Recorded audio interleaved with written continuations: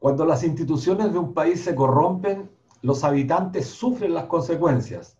Si la corrupción se cristaliza, es la sociedad la que comienza a descomponerse. La corrupción hace referencia generalmente, aunque no es exclusivo, a las conductas que desarrollan en uso de sus atribuciones los funcionarios públicos. Chile recuperó la democracia en 1990, más bien aceptó una parodia de democracia, al punto que se le llamó transición a la democracia. Debió admitir la constitución y las leyes del dictador. Quienes asumieron el mandato de dirigir el Estado tuvieron que someterse a la espada de Damocles, más bien a la espada de Pinochet. El dictador siguió gozando de todas sus prerrogativas hasta su muerte. Cada cierto tiempo le recordaba al país que él mantenía el poder. Los acuartelamientos, boinazos o ejercicios de enlace fueron conductas abiertamente desafiantes al poder constituido que buscaban silenciar e impedir investigaciones que afectaban la probidad de él y su familia. Pinochet fue un corrupto. Bajo los gobiernos siguientes, importantes autoridades del país continuaron reproduciendo esas prácticas. La falta de transparencia en determinadas políticas públicas en los inicios de los gobiernos de la década del 90 fueron determinantes para lo que vendría después. Pero las mayorías, los ciudadanos de a pie, terminaron aceptando el discurso oficial, reproducido profusamente por los partidos políticos en esa época, que había que ir paso a paso, que no convenía incomodar al jefe, en alusión a Pinochet. Nos recordaban que esta democracia era aún muy débil y frágil, que había que cuidarla mucho. Así transcurrió una parte importante de la primera década posterior a la dictadura. Los partidos hicieron su pega, desarmaron toda la organización social, desactivaron las movilizaciones y con ello acabaron con algo importantísimo que se había construido bajo la dictadura, la organización social de base, que es fundamental para ejercitar la fiscalización y el control de quienes se convierten en mandatarios del pueblo. La democracia emanada de la actual constitución es un remedio, una mala copia de una verdadera democracia. Si el pueblo no participa, si el pueblo ve truncadas sus expectativas, sus ilusiones y aspiraciones, porque el país en el que vive cada vez más limita sus posibilidades, entonces el problema es solo de tiempo para que esa forma de dirigir el Estado estalle. Con la llegada de la concertación, la situación comenzó paulatinamente a agravarse. El uso de la información privilegiada, soborno, tráfico de influencias, evasiones fiscales, impunidad, nepotismo fueron prácticas absolutamente repudiables que se fueron convirtiendo en normalidad. La corrupción comenzó a generalizarse y a contaminar todas las demás instituciones de la sociedad. La Iglesia Católica, la Iglesia Evangélica, el Ejército, Carabineros, Poder Judicial, Poder Legislativo y principalmente al gran empresariado que permanentemente se coludió descaradamente para engañar y estafar a la ciudadanía. ¿Cuál ha sido el derrotero de todos estos delitos? La impunidad, traducida en las absurdas y ridículas sanciones de clases de ética o perdonazos millonarios para una serie de delincuentes empresariales de cuello y corbata. El caso Penta es quizá uno de los más emblemáticos. Sin duda que uno de los presidentes que más ha quebrantado la probidad en la política es y ha sido Piñera. Siendo senador y candidato a la presidencia, ha usado información privilegiada. El caso Chispa, le siguieron Chilevisión, LAN, caso Cascadas, caso SQM, caso Penta y muchos más. En todos ellos logró sacar grandes dividendos que le permitieron aumentar obscenamente su fortuna, al punto que un informe reciente publicado por Fundación Sol, usando como fuente la revista Forbes, lo ubica con una fortuna superior a la de Donald Trump. Un corrupto igual que Augusto Pinochet. Hubieron de pasar 30 años para que Chile despertara y se rebelara contra esta maquinaria de poder corrosivo que daña a las mayorías. En este contexto surge un debate sobre la corrupción nuevamente, refería al escándalo de los bonos de clase media cuyo monto de 500.000 pesos estaba destinado a personas con ingresos entre 400.000 y 2 millones de pesos de ingresos. La prensa escrita y la televisión están dedicando cientos de minutos y páginas a denunciar esta conducta que afectaría a un número considerable de personas, cerca de 430.000, que supuestamente habrían cometido fraude al acceder con antecedentes falsos a este beneficio. Lo que no se dice es que la estrategia perseguida es denostar al funcionario público, hacerlo aparecer como un corrupto en circunstancias que es un porcentaje del total solamente el que habría incurrido en esta falta. Como siempre, el sector privado, cierto sector que defiende el actual sistema, rompe en gritos cuando se trata de perseguir a un funcionario público, claro, porque es mucho más fácil. Cuando la Corte Suprema rebaja la multa al delincuente Ponce Lerú de 62 millones a solo 2,7 millones de dólares, guardan silencio. No se trata de buscar justificativos, pero cada falta, cada delito debe tener una sanción. Si un funcionario público cometió una falta que afecta en 500.000 pesos al erario nacional, debe responder por ello. Aunque la probidad no debiera medirse por el monto que involucre el delito, lo cierto es que las normas sí establecen diferencia y no es lo mismo quien engaña con apropiarse con 500.000 pesos de aquel que se colude para estafar en millones de dólares a través de la colusión en los fármacos a miles de ancianos, a miles de enfermos, o en el papel higiénico, o en la industria de la venta de carne de pollos, etc. Chile tiene un doble estándar hace mucho tiempo. Al pobre, al débil, al trabajador, al funcionario público que cumple una labor importante en la sociedad se le condena con rigor cuando comete una falta o cuando comete un delito. Pero a los de cuello y corbata se les trata con la delicadeza de un sistema que siempre justificará sus actos espurios. Claro, eso tienen de su lado a la mayor parte de la prensa escrita y radial y a la mayoría de la televisión para soslayar todas sus fechorías. Es esta desigualdad, entre otras tantas causas, las que hicieron posible el estallido del 18 de octubre. Chile despertó para poner fin al abuso, para poner fin a la corrupción que azota a nuestro país. Chile despertó para construir otro país que acabe de una vez por todas con estas tremendas diferencias. Por ello es necesario aunar esfuerzos para que el próximo 25 de octubre las grandes mayorías expresen que somos mayoría y que a partir del día 26, al otro día, sigamos adelante corriendo los cercos que nos han puesto para ejercer verdaderamente la democracia. Ese es el desafío que tenemos en la hora presente. Hola, amigas y amigos, estamos como todos los días viernes a las 16 horas en la Radio Universidad de Chile en el 102.5, la radio que piensa, y a través de nuestra señal @canal.social, como todas las semanas, con nuestra directora Ana Muga Sáenz y con nuestra querida amiga Miriam Campuzano. Hola Miriam, ¿cómo estás? Hola a todos, aquí nuevamente, como tú lo decías, en el programa de esta radio, la radio que piensa, la Radio Universidad de Chile, en debate social a las 4 de la tarde, todos los viernes, por favor, sintonícenlo, es la voz de los y las trabajadoras la que está acá. Y bueno, de tu editorial me quedaba pensando también, sí, pues la angustia que tenemos los y las trabajadoras respecto a este correo que recibieron más de 400.000 trabajadores a nivel nacional, porque supuestamente tienen o han accedido al bono de manera fraudulenta, pero tú me dices, o sea, me hace sentido lo que tú me dices, que lo que quieren en el fondo es enlodarlo, la función del empleado público que visto este bono en comparación con todo este país corrupto, los grandes empresarios, en realidad no hace sentido. Creo que los trabajadores tenemos el legítimo derecho de exigir clases de ética, quizás. Que nos den en la mejor universidad clases de ética, igual que lo que hacían los de cuello y corbata.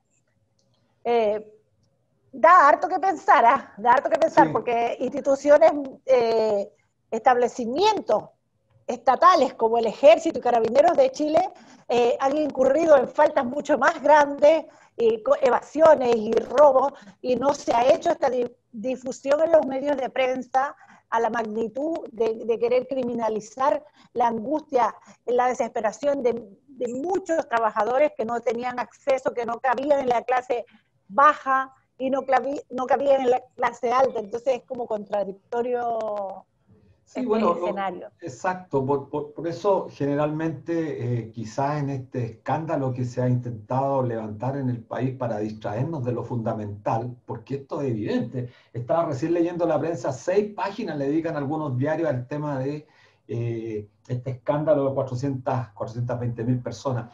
Pero es un escándalo efectivamente que individualmente no supera los 500.000 pesos y mucha de la gente lo hizo abiertamente porque desconocía el procedimiento y porque sintió que estaba afecto a este beneficio. Ahora, tendrán que dar la explicación y por supuesto que cualquier falta, especialmente si se trata de un funcionario público, debe enfrentarla, pero de ahí a pretender denostar la función pública nos parece a nosotros absolutamente grave y además un despropósito. Lo trágico y lo triste es que se suman a esta ofensiva de la derecha más recalcitrante, más corrupta, mucha gente de la ex nueva mayoría, intentando blindar sus responsabilidades y además intentando blindar y blanquear sus prácticas espurias que tuvieron durante los últimos 30 años. No hay que olvidar el nepotismo bajo el gobierno de Frei Ruiz Tagle, bajo el gobierno de Ricardo Lagos Weber, bajo el primer gobierno y segundo gobierno de la presidenta Bachelet. No nos olvidemos. Estamos llenos de actos de corrupción. Es Y que, si realmente tenemos ética, bueno, condenemos toda la corrupción y nosotros de hecho estamos dispuestos a eso, a condenar todo acto de corrupción. Pero por favor, guardemos las proporciones de los delitos.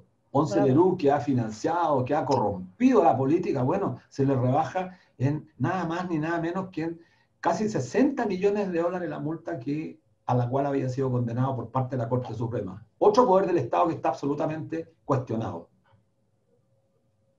Sí, bueno, y estamos yo creo que este tema va a hacer reaccionar mucho más al trabajador que no tiene el apoyo, que siente que este no es su gobierno, claramente el gobierno es de los empresarios. Y estamos cercanos al 18 de octubre, en medio de un proceso constitucional que nos bordea y que hará que los empresarios, a través de este gobierno que se manifiesta en todo momento en defensa de sus privilegios, a través de este gobierno, que es de pocos, va a seguir mostrando la peor cara y va a seguir practicando las viejas recetas políticas con el beneplácito de quienes, como tú bien decías, se dicen de oposición, pero que son más bien funcionales a que el sistema se mantenga.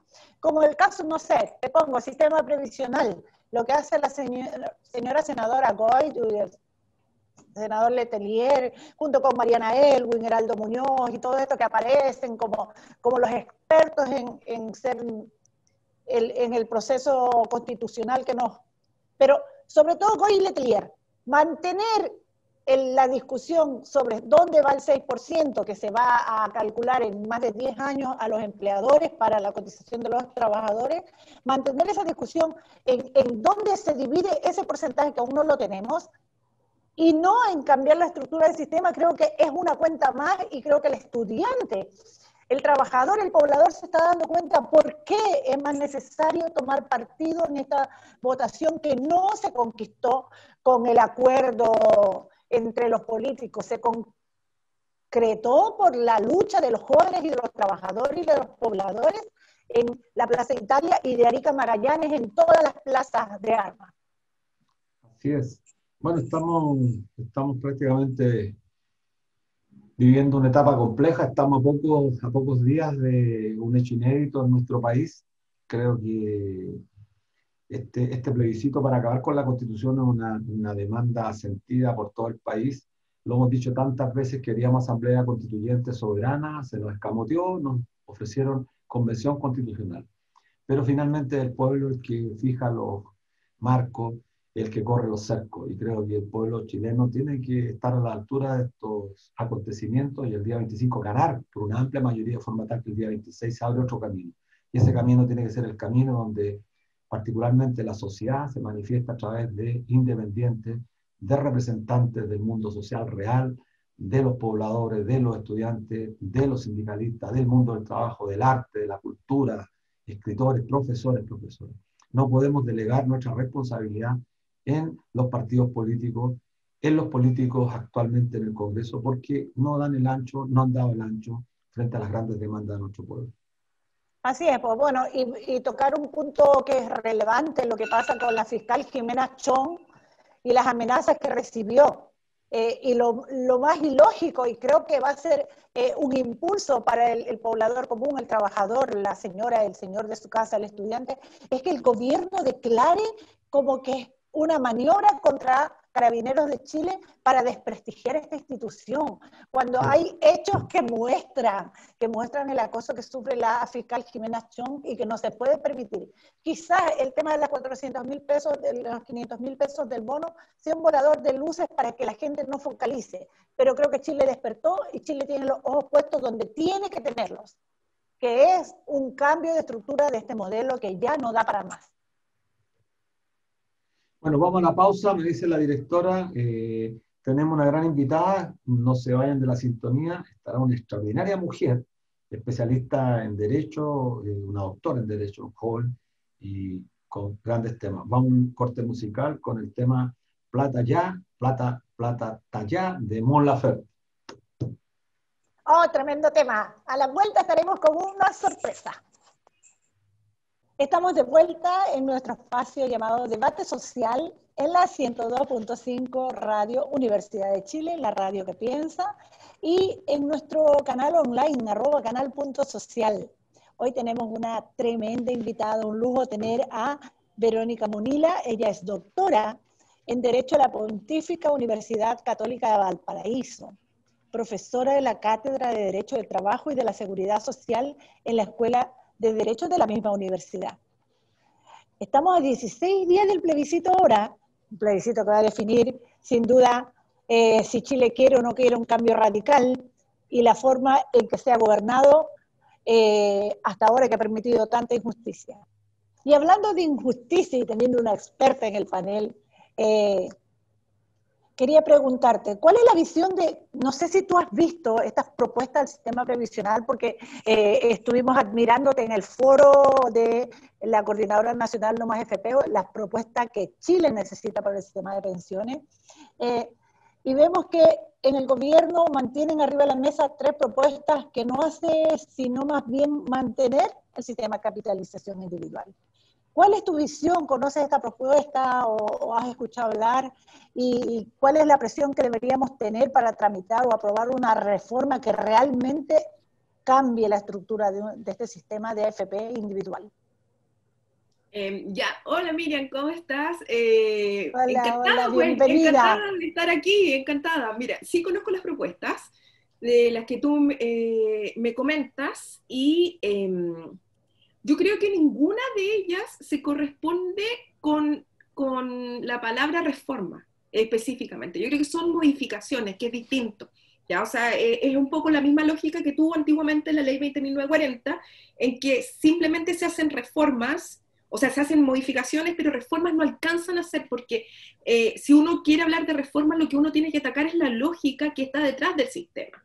Y en mi entender, cada una de las propuestas se basan en básicamente aumentar o disminuir porcentajes respecto de una lógica que se mantiene, que es la lógica 100% contributiva. O sea, yo creo que desde el 2008 en adelante que se empezó a mirar el sistema de pensiones un poco desde que no había sido tocado antiguamente desde el año 80, siempre se ha mantenido esta cosa de ir modificando en base a mantener la línea original de lo que fue este sistema diseñado por José Piñera. O sea, nunca se ataca el corazón, nunca se implementa un principio de solidaridad per se detrás de cada una de las propuestas. Siempre parte de la base de mantener el corazón, siempre relacionado con la capitalización individual.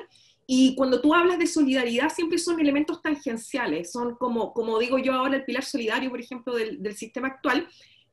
Si existe un pilar solidario es porque el resto no lo es, o sea, en esas características. Así que yo creo que yo no las sigo con mucho entusiasmo la discusión de esas 3 propuestas, porque estimo que no reforman nada, son maquillajes. Y si seguimos maquillando, no vamos a lograr nunca llegar al corazón un poco del sistema, si seguimos con esa lógica legislativa detrás de lo que es el sistema de pensiones. Así es, Verónica. Mira, bueno, muy bienvenida a nuestro programa de la Universidad de Chile.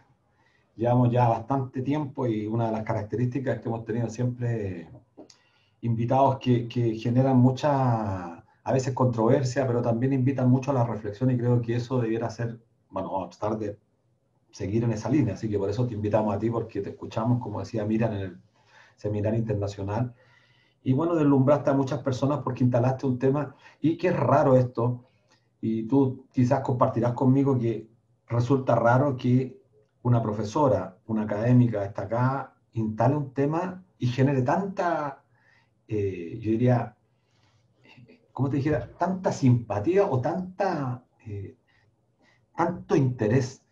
Y eso devela lo mismo, dijiste una frase que me parece relevante. Si existe un pilar solidario es porque el pilar contributivo no es solidario.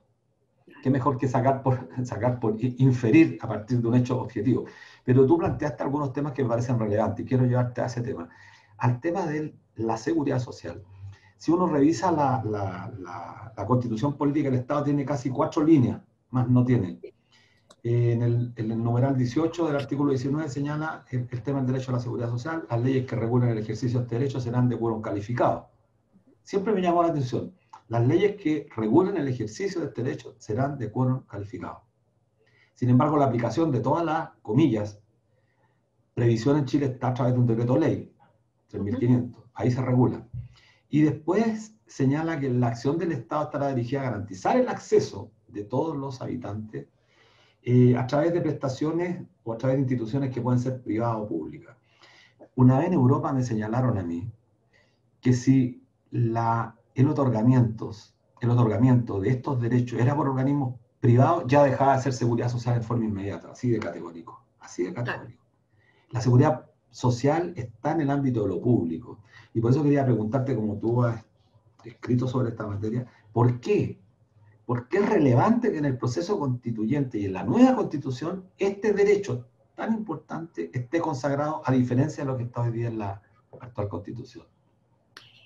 Mira, oye, un millón de gracias por tus palabras, Luis. Mira, lo que pasa es que la Constitución, a propósito de la seguridad social, hay que verla en su conjunto, porque hay varias trampas ahí metidas. En primer lugar, está bien el 19, número 18 que tú citabas, pero además hay que como que concordarlo, incluso con el artículo 1 y el artículo 2, y con el artículo 60 y 60 y siguientes, porque hay todo un diseño armado detrás de la seguridad social para evitar, en el fondo, que se tocara constitucionalmente lo que ya se había creado con el decreto ley 3.500, ¿ya? O sea, cuando uno revisa cronológicamente todos los pasos que siguió el actual sistema para haberse implementado, uno ve que salieron como un paquete.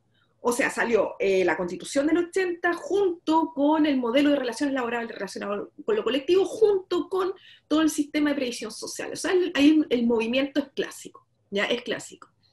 La seguridad social, y el otro día también lo comentábamos en el panel, es el reflejo de lo que somos nosotros como sociedad, ¿ya? Porque es el reflejo de entender jurídicamente cómo nos hacemos cargo de las personas que no tienen posibilidad de generar su ingreso.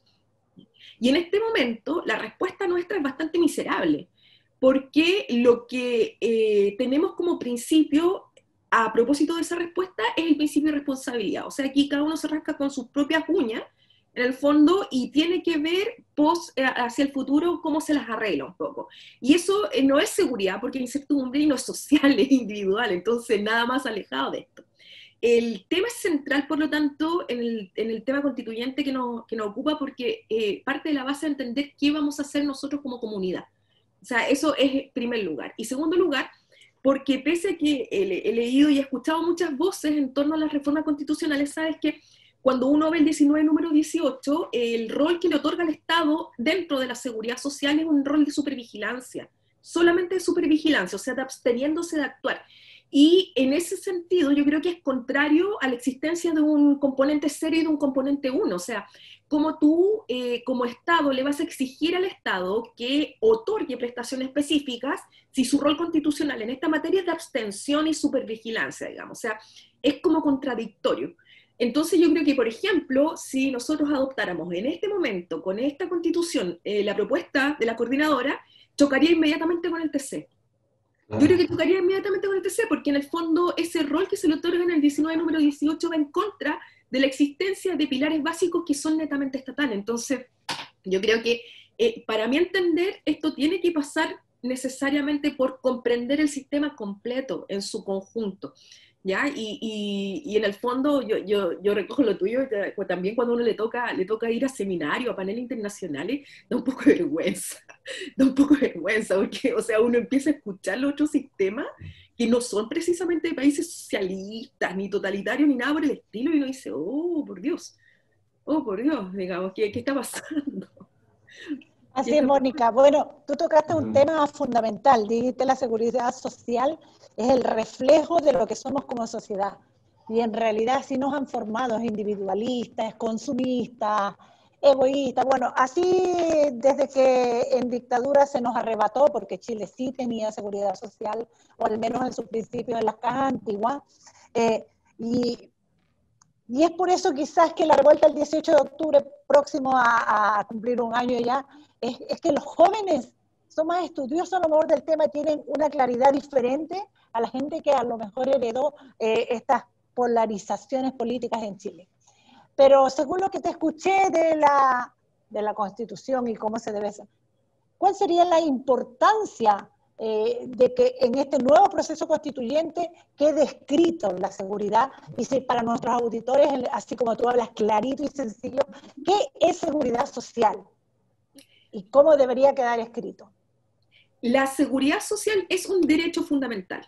Es un derecho fundamental. Y como yo no adhiero a las tesis que categorizan los distintos derechos fundamentales en órdenes de prelación, yo creo que son todos igualmente fundamentales, valga la redundancia, de ahí viene su nombre. Entonces hay derecho a la vida, derecho a la integridad, etcétera, y parte de la base de los derechos es precisamente seguridad social. Es un derecho fundamental, o sea, y que parte de entender de que si nosotros estamos asociados es para ayudarnos mutuamente.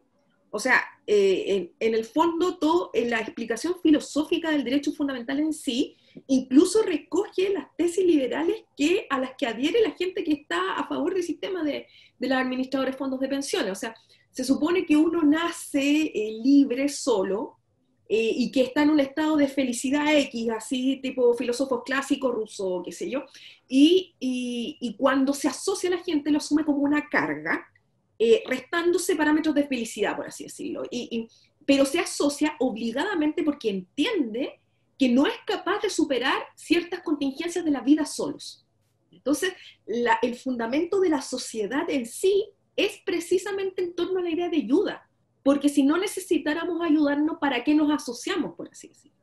Entonces, hay una contradicción básica en el concepto de sociedad individualista. O sea, eso es grupo de personas, no es sociedad, ¿ya?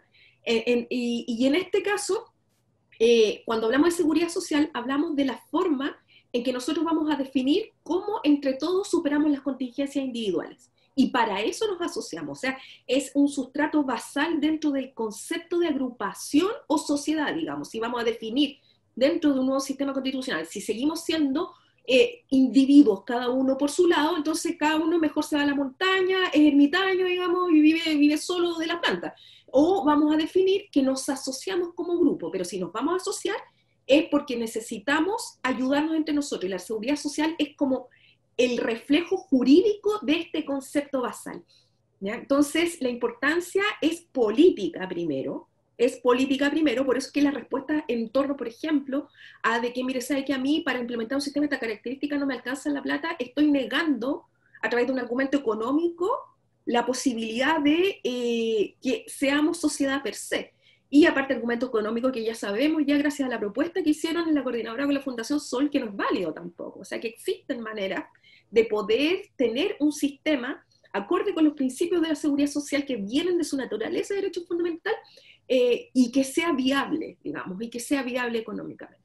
Entonces, su importancia tiene que estar en una carta, pero curiosamente yo siempre cuando digo cómo lo hacemos, yo soy súper exigua en la regulación. Yo casi que pondría derecho a la seguridad social, punto.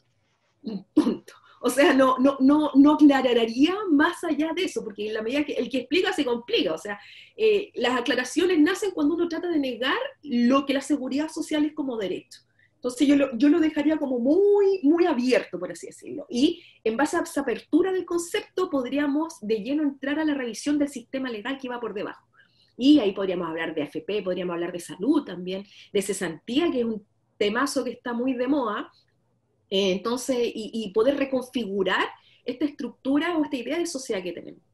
Yo también estoy de acuerdo con que la Constitución debiese, en 2, 3 líneas, solamente hacer la referencia a la seguridad social como un derecho fundamental.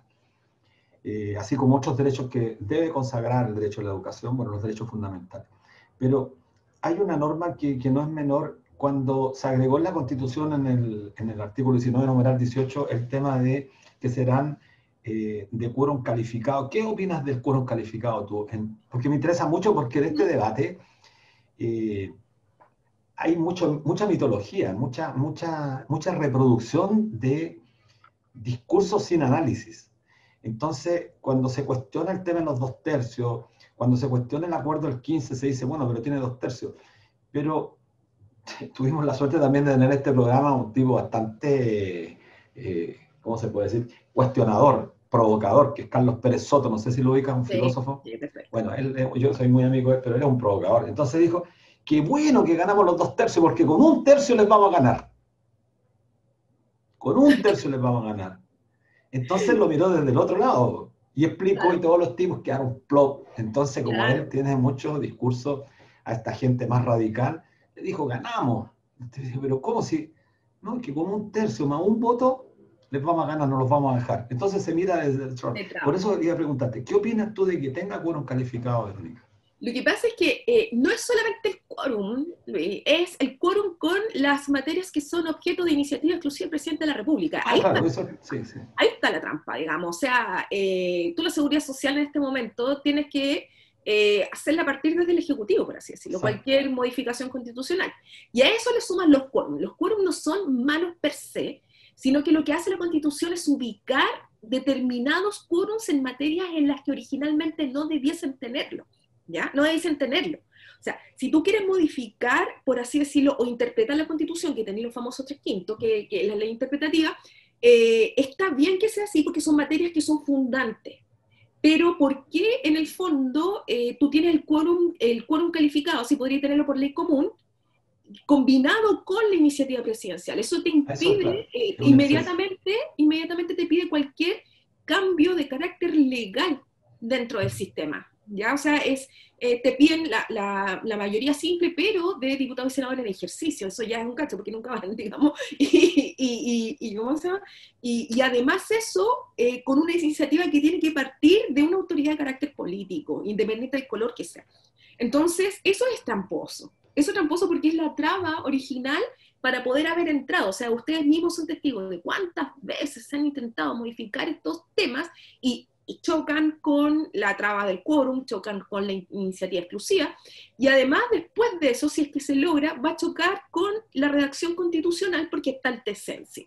Entonces ese es el conjunto, ¿ya? El conjunto, y que el conjunto uno puede no estar de acuerdo con la gente que lo hizo, pero lo hizo gente inteligente. Entonces, sabiendo que en el fondo esta seguridad social va de la mano con un concepto superior que también va de la mano con el modelo de relaciones laborales, se dejó de tal manera encajado con estos niveles de protección que ha sido muy difícil tocarlo.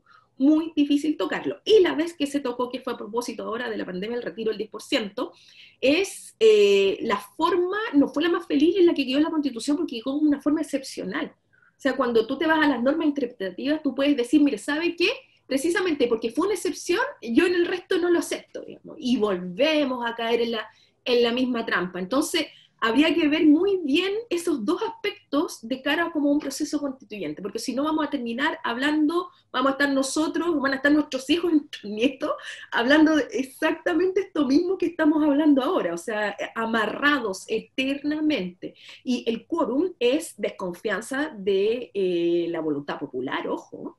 O sea, a mí no me gustan per se, porque quiere decir que se desconoce la decisión de las personas al votar por su candidato. O sea, si ellos están ahí por una delegación que uno le hace, digamos, ¿cómo no le va a permitir legislar? Exacto, entonces, se le restringe el ámbito al mandatario, porque finalmente el mandante, claro, no sirve de nada que implícitamente hay un mandato, porque resulta que está restringido por una norma superior. Entonces, al final, claro, se da la paradoja que el mandatario quiera cumplir ese mandato y no lo pueda realizar porque hay una norma expresa que lo prohíbe. Yo aprovecho al tiro porque, mira, te quiero hacer una pregunta, pero te he puesto a hacer una pregunta al final bien compleja, pero que a veces complica a los abogados. Pero definamos antes, porque eres muy clara, entonces como también tenemos que cumplir el rol de educación, definir por qué un derecho es fundamental. Y algunos hemos sostenido la tesis que es fundamental porque es inalienable. Eso se para en forma inmediata, y tú lo has dicho bien en tu texto, que yo te lo he leído, como digo, 2 veces, y cita a Hobbes, a Aristóteles, a Rousseau, que me parece importante porque hace una buena secuencia, además en una dimensión del tiempo, Aristóteles, Hobbes y Rousseau. Me parece muy importante. ¿Por qué? Porque si tuviese que preguntarte a un niño de 15 años, ¿por qué un derecho es fundamental, profesora? Hoy, qué buena pregunta, porque nosotros en la Católica tenemos las escuelas de formación cívica. Cuando sacaron educación cívica, que era donde uno explicaba estas cosas, se juntó un grupo de estudiantes y dijeron, ¿sabes qué? Las vamos a hacer igual, y se pasean por los colegios y ahí enseñando estas cosas. Lo que pasa es que, a ver, para ponerla como bien simple, como me pide Luis, un tema que es súper peliagudo en términos jurídicos, ya, mira, lo que pasa es que hay 2 explicaciones. Y las 2 dependen de la vertiente de donde uno las mire. Miren, una es la vertiente y un naturalista que parte de la base que cree en la existencia humana, de la naturaleza humana. ¿Ya? Esa es una gran sección. Y me van a perdonar los constitucionalistas porque van a gritar con lo que estoy diciendo, porque estoy simplificando aquello que es una discusión de más de 1000 años, digamos. O sea, pero uno entienden que son derechos humanos, entre comillas, que emanan de la naturaleza humana y que las personas lo tienen por el mero hecho de existir. ¿Ya? O sea, esa es su explicación. Desde el otro sector, que son sectores que no creen en la existencia de una naturaleza humana, sino que creen en que esto existe porque hay una construcción social detrás y existe en la medida que se reconozca, estos derechos existen porque entre todos llegamos a un consenso social respecto de cuál es lo fundamental dentro de nuestras sociedades. ¿Ya? O sea, nos ponemos de acuerdo para definir, ¿sabes qué? La vida es fundamental, por lo tanto yo voy a establecer como un derecho con estas características, no mate al otro, ¿ya? No mate esto. No. Entonces, si uno lo mira de acá o lo mira de allá, digamos, desde la perspectiva de la existencia de una naturaleza o como construcción social, llega al mismo resultado. O sea, son derechos que van por encima de otras condicionantes, por así decirlo, y que se respetan per se. Ya se respetan per se, ya sea porque creo en la naturaleza humana o ya sea porque creo en construcciones sociales. Y esos son como los derechos humanos en general.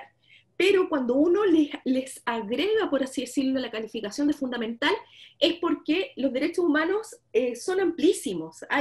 En el fondo tienen un universo muy grande. Entonces, de todos esos nosotros establecemos prelaciones y establecemos cuáles son los que, del universo de derechos humanos, por así decirlo, entendemos que son aquellos de mayor importancia.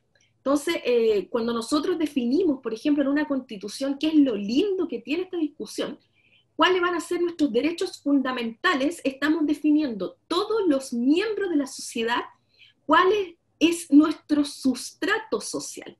Entonces, por ejemplo, en el tema que nos ocupa, si decidimos sacar a la seguridad social de acá, quiere decir que como sociedad decidimos que no es fundamental ocuparse de las personas que no pueden proveerse un ingreso, lo que en chileno, por así decirlo, quiere decir gente muy pobre, ¿ya? Gente muy pobre. Entonces, es por ahí va, o sea, definimos, prelamos, así como cuando uno va al supermercado a fin de mes y no alcanza para todo lo que uno quiere y uno hace prelaciones respecto de qué es lo más importante para la casa, es exactamente lo mismo. ¿Qué es lo más importante para nuestra casa social chilena, digamos?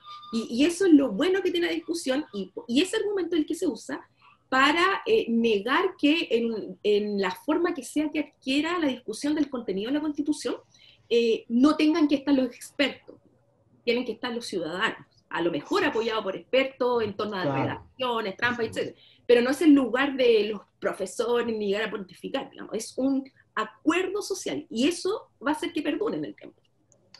Muchas gracias. No, gracias. Bueno, tocaste un punto en tu alocución, bueno, clarísima la explicación y eso se agradece, de que es verdad, Chile es un país excesivamente presidencialista. O sea, todo pasa por el Ejecutivo y se manifiesta marcadamente en este gobierno de derecha. Pero sin embargo, en los gobiernos post-dictadura de la concertación o nueva mayoría, no se ve quizás ese abuso de ese poder presidencialista, no se vio esa vehemencia en querer cambiar el tema de la Constitución o la seguridad social. Entonces, ¿qué opinión te merece esto? Y lo digo porque, bueno, yo estoy bien anexada con el tema de cambio de sistema previsional, de que personas que fueron parte de ese gobierno, como la senadora Coit o Letelier, estén jugando una puesta en escena, mostrándose ante la ciudadanía como de oposición, queriendo sacar una reforma de pensiones que no es reforma de pensiones, como tú ya no lo dejaste claro, es más un maquillaje. ¿Cómo responder a ese negacionismo de estudiar una propuesta que realmente dé un cambio y dé soluciones a los temas de los pensionados, como el de la coordinadora? No sé qué opinión podrías darnos. Sí, mira, esa es una opinión que yo ya tengo formada y de hecho la he publicado muchas veces, así que no tengo ningún miedo de decirla en cualquier parte, por así decirlo. No soy político, no me interesa tampoco, entonces no tengo ningún drama. Pero, mira, ¿sabes lo que pasa? Es que yo creo que es triste el escenario que tenemos, porque yo creo que el tema de pensiones, junto con el tema del modelo colectivo de relaciones de trabajo, son fiel reflejo de lo que tú estás diciendo. Porque resulta que se criticaba mucho cuando esto venía de dictadura. O sea, mira, la única forma de poder implementar un modelo con estas características es que no exista oposición, porque con los resultados que está dando y con las lógicas que existen, este sistema es muy extremo, entonces era sin oposición, pero resulta que cuando volvió la democracia, que yo me acuerdo de aquella época, pese que era muy pequeña, pese que era jovencísima, ¿ya? ¿Sabes qué? Lo que pasa es que había esperanza de que estas lógicas fueran las que cambiaran. Pero resulta que cuando llegaron los sectores políticos y asumieron las sillas del poder, les quedó hecho como un guante, digamos, porque se sintieron muy cómodos y resulta que las herramientas que se hacían para perpetuar el sistema se siguieron utilizando, ¿ya? Y eso ha permitido que se mantengan cosas como este sistema de pensiones, que se mantengan cosas como negociaciones colectivas a nivel de empresas, negando la negociación ramal, ¿ya? Que se mantengan cosas como el servicio esencial, como limitación del ejercicio del derecho de huelga, siendo que eso es absolutamente distinto a lo que debiese tener un contenido democrático. Así que cuando se plantea esto en seminario, cuando me lo plantean en clase los estudiantes, por Dios, la juventud siempre cuestionando, ¿ya? Uno le dice, cuida el voto, cuida el voto, o sea, para que vea que ir a votar es importante y para que vea y se fije en la línea de pensamiento que tienen las personas a las cuales ustedes le están dando su voto, porque eso es un mandato, o sea, la obligación parte de la base porque ya tenemos un sistema que es muy protegido en torno a las posibilidades de modificación. Entonces, la única forma de modificarlo dentro de un esquema democrático es precisamente a través del voto, porque si no vamos a seguir con estos corazones dentro del sistema que no se pueden cambiar. Ya nos probaron ya. La concertación, que yo la sigo llamando así con intención, digamos. O sea, la concertación, la clase política, ya nos dijeron, ya han tenido todo este tiempo para cambiar las cosas, y no ha pasado. Entonces, no me venga a decir que la solución viene desde la política partidista, por así decirlo. Que per se no es mala, sí, la política partidista no es mala el que la ejerce de esa manera también. Entonces, por ahí yo creo que va un poco la solución.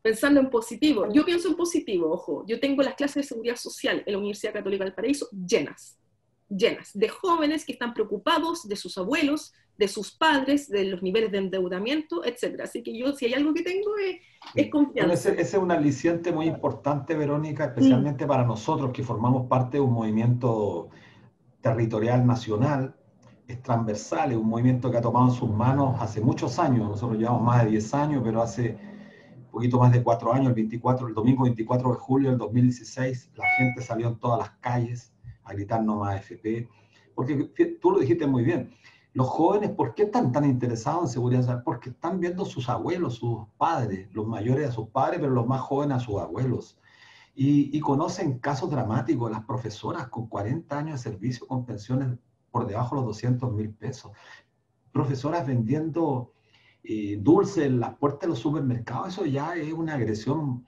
eso es violencia.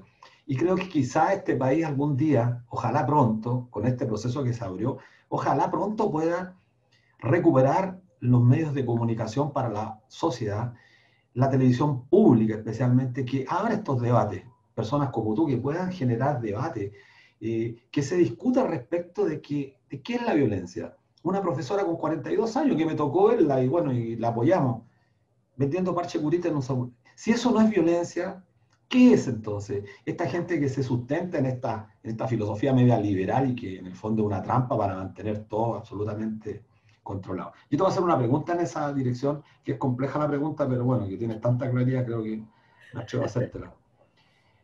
Hablaste de los derechos fundamentales y creo que nos quedó como una clase clarísima, así que esta entrevista la vamos a difundir mucho a partir de mañana. ¿Para ti el derecho de propiedad es un derecho fundamental? Depende del contenido. Fíjate que lo que pasa es que la propiedad está mal entendida según yo. El problema no es de la propiedad, digamos, o sea, es un poco lo que a mí me pasa con el sistema de pensiones, que uno dice, ¿de quién es la culpa? ¿Del huevo o de la gallina un poco? Porque a lo mejor, o sea, yo digo, si yo soy empresario y quiero hacerme rico, y resulta que veo un mercado en la administradora de fondos de pensiones que me permiten legalmente eso, voy y lo tomo nomás, o sea, así como tomo el negocio del forestal, etcétera. O sea, hay un sistema jurídico que es reflejos sociales, porque los jurídicos son productos culturales, ¿ya?, que le está permitiendo a la gente hacer eso. Entonces uno dice, ¿de quién es la culpa? ¿Aquí de este o de todos nosotros que concebimos en el fondo la sociedad de esa manera? ¿Ya? Yo creo que son culpas más profundas, y por eso me gusta el trabajo de ustedes, porque nos hace cuestionarnos de dónde viene todo esto, digamos, viene de aquí, viene de allá, etc. Y a mí en la propiedad me pasa exactamente lo mismo. Hay un mito, yo creo, y en esto yo creo que los civilistas pueden ayudar bastante más, en torno a que la propiedad es como un derecho inalienable en el sentido de que no se puede limitar. Y los derechos fundamentales todos son productos de limitaciones, o sea, se pueden limitar desde el punto de vista del contenido o de los choques.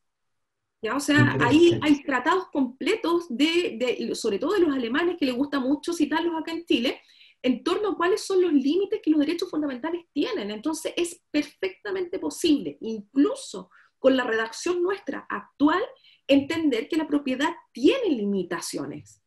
¿Ya? O sea que no es algo que es la interpretación que se ha hecho de la norma la que nos ha llevado a este lugar común de entender de que la propiedad fuera así un derecho que sea oponible a absolutamente todo el mundo. ¿Te refieres a las relaciones?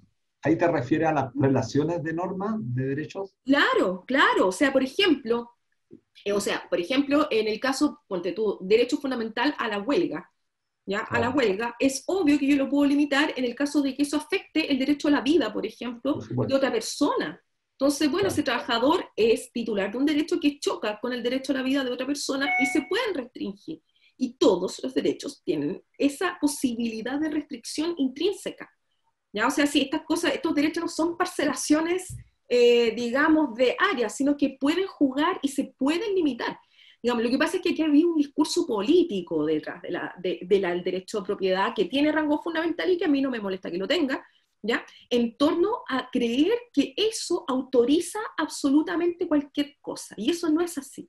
Porque cualquier derecho fundamental detrás tiene la idea de la limitación y del choque, ¿ya? O sea, el choque puede ser, y si que uno dice que no chocan, porque la visión viene desde el punto de vista del contenido, bueno, habrá que definir el contenido, ¿ya? Pero a mí, per se que está en la carta, yo creo que ahí hay que tener mucho cuidado con el discurso que hay detrás de la propiedad, ¿ya? Que viene principalmente del sector economista, digamos, o sea, que no viene, yo no lo he visto, fíjate que yo no lo he visto tanto en el mundo del derecho, lo veo más bien en el sector económico, ¿ya? Y en el fondo, en la interpretación que han hecho básicamente los tribunales superiores en torno a el contenido de este derecho, porque es un derecho que no se puede ver tanto en los tribunales ad quo, sino que se ve más bien en los tribunales superiores. O sea, ellos lo han entendido así. ¿Ya? Ellos lo han entendido así. O sea, visiones de limitación de la propiedad existen aquí y en la quiebra de la JIP. O sea, no... Y eso que nosotros pensamos, así como pensamos tantas cosas, digamos, pensamos la capitalización individual es lógica y todo, viene dado desde arriba. digamos, y eso también se puede cuestionar. Que esté en la Carta Fundamental, que sea un derecho fundamental y que esté en la Constitución, a mí no me da problema. Pero entendamos la propiedad como lo que es, un derecho que es susceptible de ser limitado como todo el resto de los derechos fundamentales. Ya habrá que pesarlo, etcétera, digamos. O sea, pero te das cuenta cómo hay un discurso detrás de todo esto. Totalmente de acuerdo. Impresionante. Así es. Bueno, yo creo que eso mismo nos llevó a esta revuelta popular el 18 de octubre, que no puede ser que la propiedad privada esté por sobre la humanidad. Pero te quiero llevar a otro tema, ya como último punto, súper breve, porque se nos termina el tiempo. ¿Y qué opinión te merece la propuesta del gobierno de pagar pensiones con impuestos como el IVA? Oye, lo que pasa es que, nuevamente, mezclemos peras con manzanas, las peras con las peras y las manzanas con las manzanas, ¿ya? De partida, esta propuesta que yo la vi nacer desde el sector, me parece que de la centro derecha como Evópolis, me parece haberla escuchado. De partida, con toda la sensibilidad del mundo, no la comprendo mucho, ¿ya? O sea, no logro encajarla, la he leído varias veces y no logro entender hacia dónde apunta. Que la idea, me parece, es, partiendo de la base que voy a opinar sobre lo que a mí me parece que es, ojo, o sea, no hay mucha claridad al respecto, que debería ser como una especie como de impuesto al consumo, que en el fondo haría que el rol de redistributivo e impositivo pudiese trasladarse dependiendo de la capacidad de consumo de las personas. Total. Claro, una cosa muy alambicada. Entonces, bueno, si lo que usted quiere es redistribuir, para eso está el componente cero. Ya, o sea, y si usted quiere que seamos solidarios, para eso está el componente 1. O sea, nuevamente ponemos trabas que no nos permiten ver la laguna detrás del bosque. ¿Ya? O sea, ¿para qué alambricarse tanto? Si esto tiene una respuesta mucho más simple desde el análisis de los sistemas de seguridad social, ¿ya? Que es, hagamos un componente cero básico, que ojo, que según los cálculos de la propuesta, incluso no es que la gente se vaya a ser millonaria, digamos, con el componente cero, está bajo la línea de pobreza, digamos, claro, que hacemos todo, ¿ya? Pero ¿por qué llegar a este tipo de soluciones tan alambricadas y que además beben de sistemas jurídicos que no son como el nuestro? Ojo, o sea, esto viene obviamente desde Europa, donde las economías son otras, ¿ya? Donde la capacidad de consumo también es otra, digamos, o sea, ahí el consumo es más transversal, digamos, si bien hay gente que obviamente es hipermillonaria, también la clase media tiene una posibilidad de consumo bastante más potente que la que tenemos nosotros, ¿ya?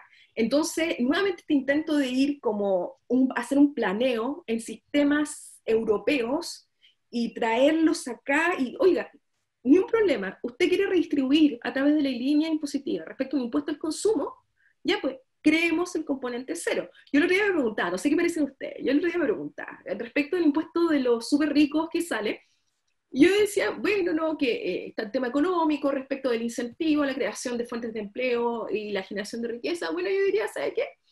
¿Sabe qué? Ya, no lo hagamos, pero el ingreso mínimo en este país va a ser de 550.000 pesos. A ver qué dicen, po. A ver qué dicen, te das cuenta que si no es por acá, digamos, o sea, sí, el tema es, entonces, claro, no, pero usted me sube el ingreso mínimo, no 6.000 pesos, como digamos, o sea, te das cuenta que la forma alambricada es, en el fondo, tratar de no llegar a la solución del problema, que es la existencia del componente cero al final del día, o sea, si es ahí, y financiarlo con impuestos, pues, sí. O sea, se da cuenta que es el camino para llegar a lo mismo, digamos.